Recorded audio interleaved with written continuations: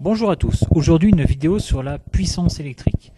Alors, je vous signale que cette vidéo sera la première d'une série avec la seconde qui sera l'énergie électrique et qu'il faudra plutôt visionner les deux en même temps, enfin en tout cas l'une à la suite de l'autre plus exactement, afin de comprendre le cours, parce que ce que je vais dire sur la puissance va impliquer des choses concernant l'énergie électrique. Alors, comment déjà on note la puissance électrique? Tout simple, la puissance électrique se note grand P. Et concernant la puissance, il y a une formule, à savoir une seule. C'est ce qu'on appelle la loi des puissances, qui vous dit que la puissance est égale à U fois I. Voilà. Et cette formule-là, on peut la mettre en moyen mnémotechnique sous forme d'un triangle, comme pour la loi d'Ohm, pour ceux qui auraient déjà vu la vidéo. Je fais mon triangle. Je mets P en haut, U et I en bas. Pour rappel, ce triangle va me permettre de retrouver mes formules.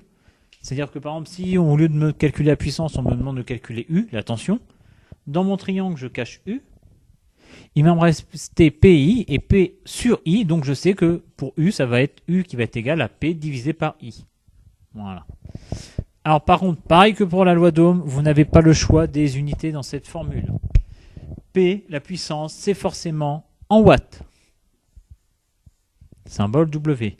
U, la tension sera forcément en volts.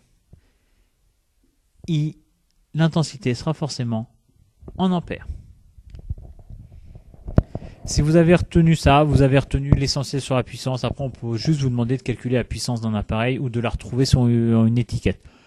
Jusque-là, c'est pas très compliqué. Comme je vous l'ai dit, ça, c'est la base pour ensuite dériver sur l'énergie électrique.